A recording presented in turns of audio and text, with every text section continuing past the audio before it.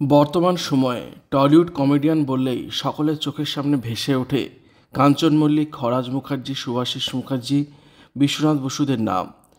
এদের সঙ্গে একসময় একই সারিতে নাম ছিল অভিনেতা সুনীল মুখোপাধ্যায়ের।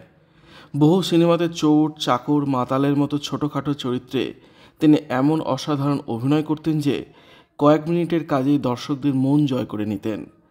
তবে এত ভালো একজন অভিনেতাও টলিউডে যোগ্য সম্মান পেলেন না, উল্টে পেলেন শুধু অবহেলা আর অপমান। আজ শোনাব সুনীল মুখোপাধ্যায়ের জীবনের নানা অজানা কাহিনী। তাই ভিডিওটি শেষ পর্যন্ত দেখুন আর চ্যানেলটি অবশ্যই সাবস্ক্রাইব করুন। সাপ যাবে, সাপের মা যাবে, সাপের বাপ যাবে, সাপের ঠাকুরদা যাবে, ছেলে পুলে নাতি নাতনি।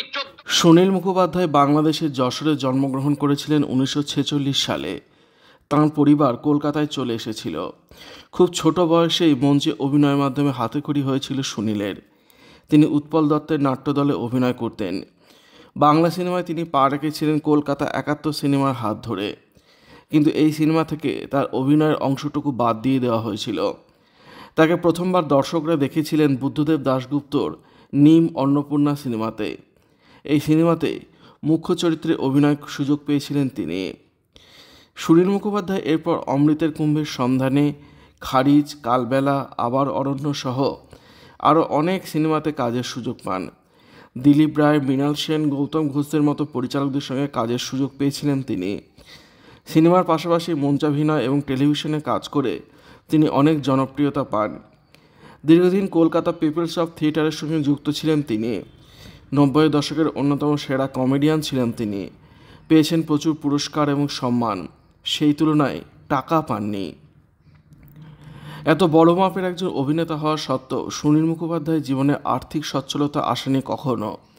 শেষ জীবনে তার শরীর অনেকটাই ভেঙে গিয়েছিল, তবু তিনি অভিনয় করতেন।